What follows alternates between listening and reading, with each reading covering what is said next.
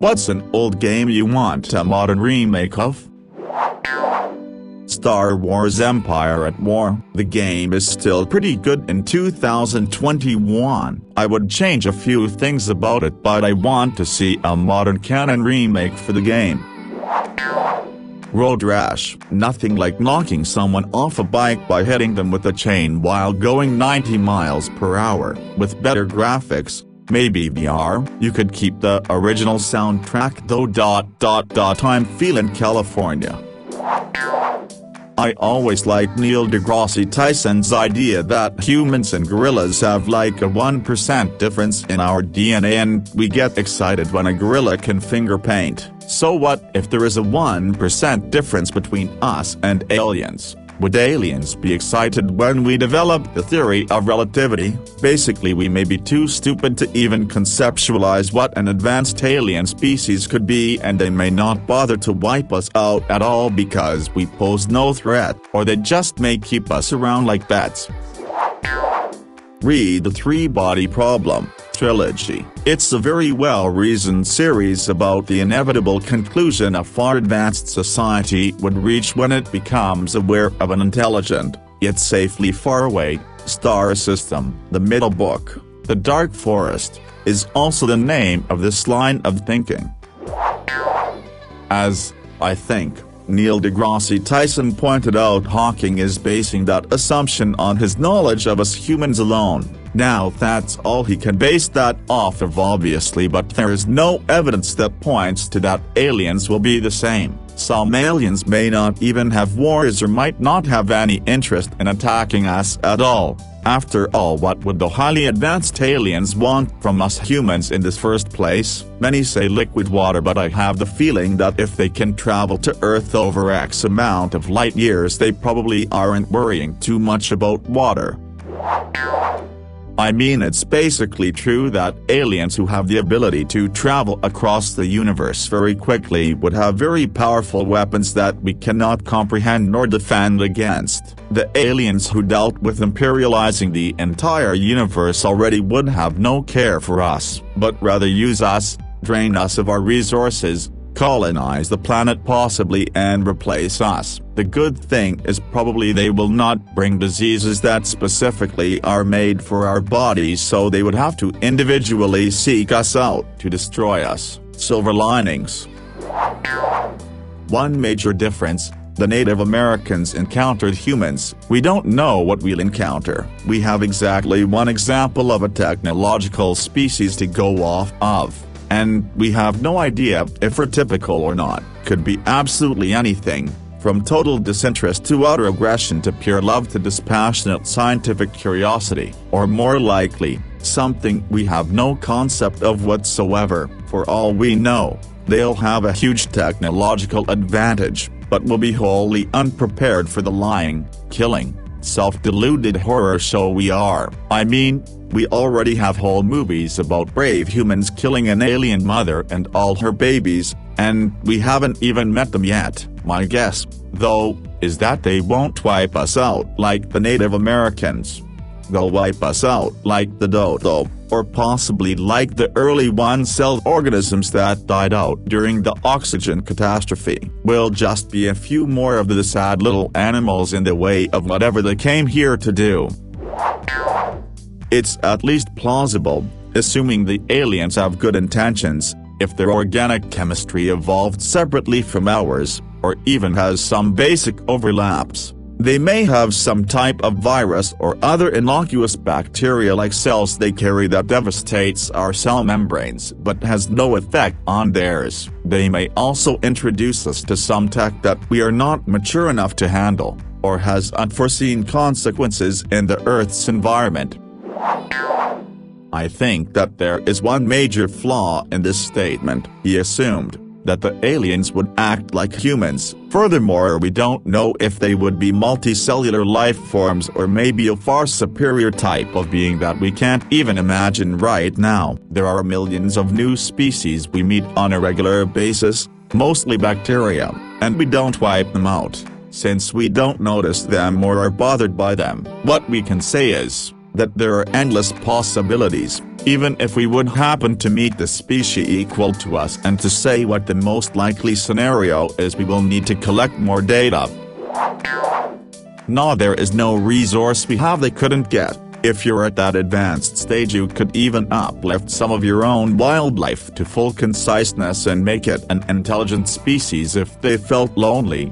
We would only be interesting if life is indeed rare in the universe, then they would be interested in our biodiversity, and, as I said, as that advanced stage, extinction probably just means temporarily out of stock for you. All they would need is a smidgen of the original blueprint and they can start pumping out anything they want. There is more water, gold, whatever they would want, in way more quantities and easier to get at, so no invasion is coming. If anything would happen, it would be like childhood's end, not Independence Day. I think there are 4 points worth considering that result in that idea being overstated. 1. It's based off a single data point, the behavior of a single species. It's hard to draw any conclusions from that. 2. I'm not excusing it, but we're biologically and, especially at that time, culturally predisposed to view other groups of humans as direct competitors. That tribalistic dynamic may not exist in aliens, or it may be worse. 3. We look upon that history as barbaric, and we're not far removed from it. If we ever do spread out in the galaxy, it will be a ways off temporally, technologically, and culturally. We might not even be recognizable as human at that point. Add in point 2. That we're dealing with an alien species, and I'm not sure of the predictive power of our past in this scenario. 4. The value of that observation is, to me, in making us think about how we would now behave to less advanced species, and to consider the ramifications of our past actions. Not sure that was his intention or not. It's still a really interesting thing to think about, though. From a disease standpoint, it is entirely possible. Bear in mind that the scholarly consensus is that approximately 90% of the Native American population died of disease between first contact, 1492 to 1550, and the 1620s. The population familiar to Americans, and who were subsequently decimated by genocide and progressive removals, were essentially living in a post-apocalyptic world by the time they encountered the mass of white colonists who came starting in the 17th century. If aliens came to Earth with diseases that could jump species, humans as a whole would have no more defenses than Native Americans did against smallpox and measles. I think that when we finally meet aliens, they're not going to be very impressed. They won't care about us one way or the other. They'll just shrug and continue pursuing their own inscrutable goals, ignoring us. But human ego being what it is, we're not going to take that kind of indifference well. Somebody from the CIA or FBI will interfere with those aliens or film them or provoke them just to get a reaction and see what they do. And then I suspect the aliens, who totally didn't give a shit about us before that point, are going to decide that we need to learn a lesson about humility, and a lot of human beings are going to unnecessarily die until our governments learn that when you are lucky enough to meet aliens that are simply indifferent rather than openly hostile, maybe you ought to call that a win and quit while you're ahead. I know that sounds grim, but I'm just being realistic here. What government agency would peacefully accept the existence of something that they could neither control nor understand? He made a lot of assumptions there. First, that their intention would be to colonize us. Second, that they'd show up with enough military might to conquer the world. If aliens made it across thousands of light years through interstellar space to Earth, they would have to be self-sufficient for whatever food, fuel and materials they needed, so they're probably not going to just use us as a protein source. Also, the world is big. They'd need quite a lot of military might to try to wipe us out. And the moment they tried, every military on Earth would attack with full force. Hollywood always depicts them with magical weaponry, but they're subject to the same laws of physics as we are, so they're not likely to have a big laser that can wipe out a planet just like that. or the ability to just terraform Earth to their liking either. If aliens are advanced enough to have the huge heads that they're always depicted with, there's no doubt they've evolved past the concept of conflict. It's a waste of time, resources, and the rarest phenomena in the universe. Why would you bother fighting with each other when you're stronger together?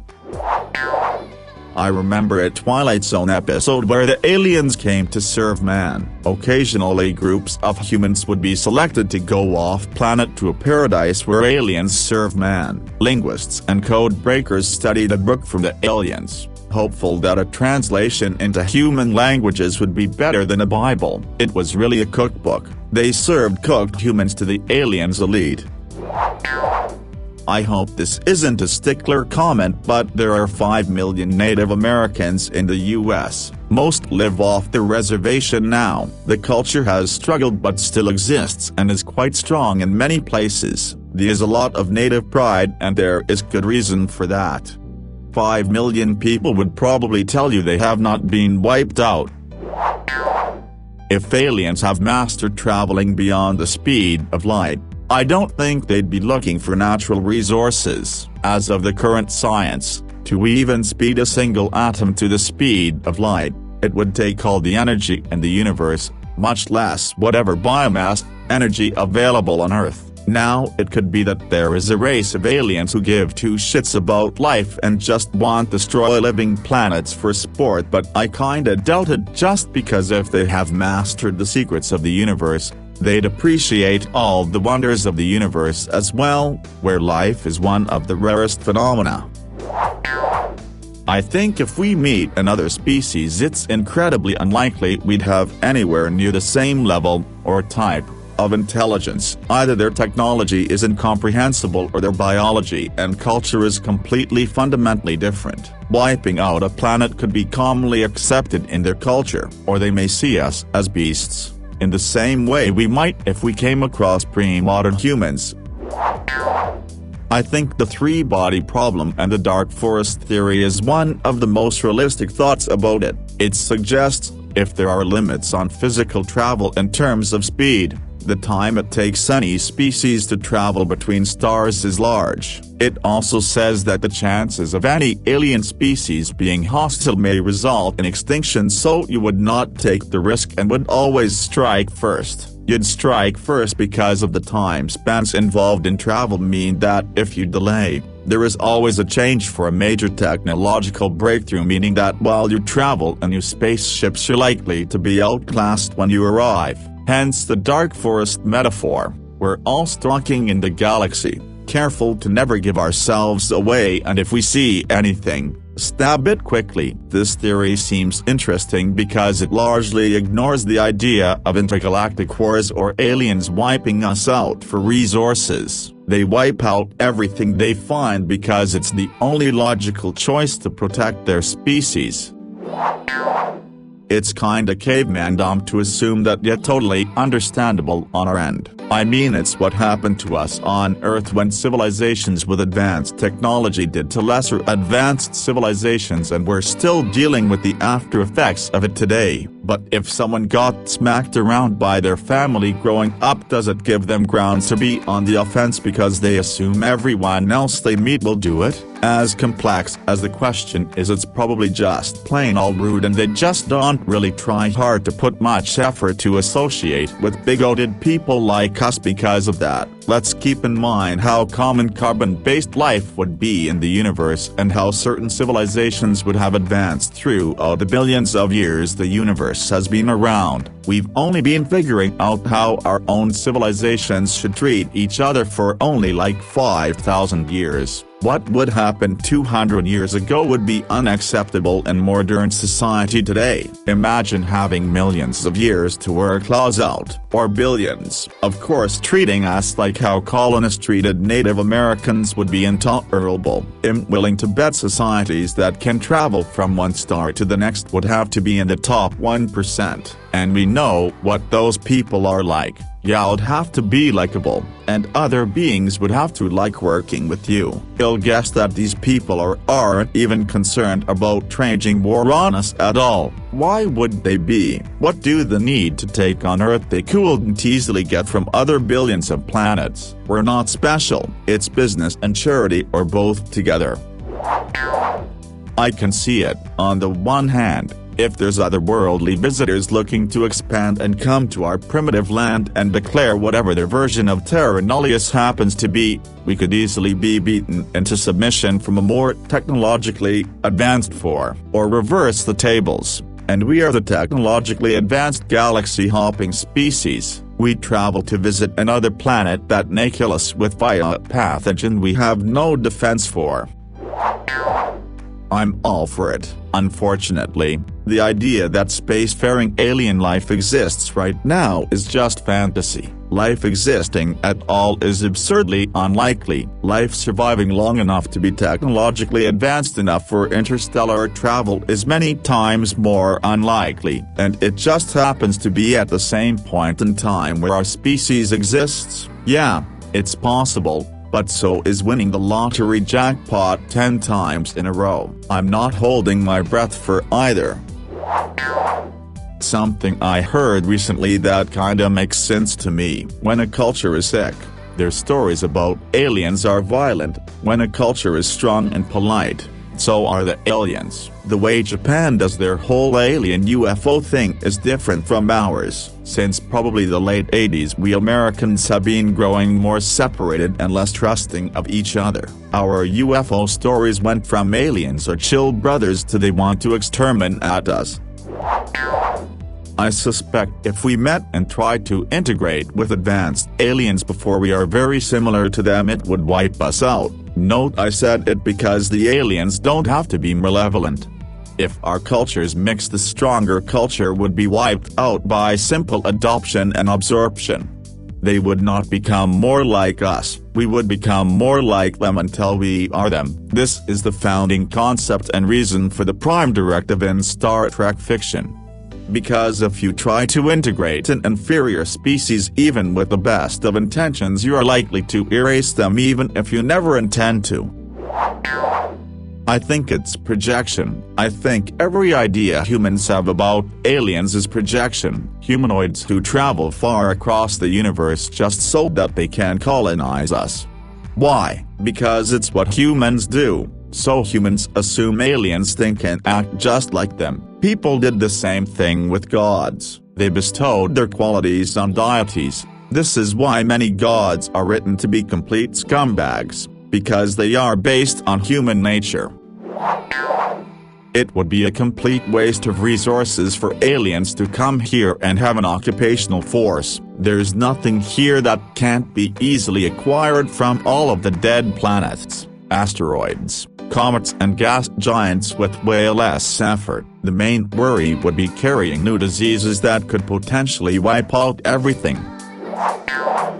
It all depends on how valuable our planet is and how others would judge us for our treatment of it. We may be seen as a plague similar to locust in a farmer's field. We might also be rare. Oxygen is incredibly corrosive. We might thrive and world's most species would find poisonous. If aliens get to Earth in the next 100 years, think about what their knowledge and technology would be compared to ours. If they weren't peaceful, it wouldn't be like the Native Americans, because at least they were able to put up some sort of fight. Folklore. It was a PS3 action role-playing game where you played as either Ellen, a young amnesiac woman who returns to her home village to investigate the letter sent to her by her supposedly dead mother, or Keats, a writer for a paranormal magazine who is summoned to the village by a desperate woman who warns that she's going to be murdered by fairies. There are two different campaigns, one for Ellen and Keats, and they gain access to different folks as well. Ellen specializes in status effects and summoning folks fully for longer attacks. Keats specializes in elemental attacks and only partially summons his folks for quick attacks and also has a limit break mechanic. Interestingly, they can have two campaigns on one save file and can switch to the other character whenever you want, which is a necessity. You need to get both of their campaigns near the end to get to the final boss. Interstate 76. It's a hilarious game where you deck out vehicles, from small cars to giant trucks, with weapons and try to blow up other cars and buildings. The story is basically a couple pimps are trying to save this area from corrupt police and gangs that became a thing after an oil crisis. And if that doesn't entice you, I don't know what will. It was actually one of Activision's forgotten gems from their early years.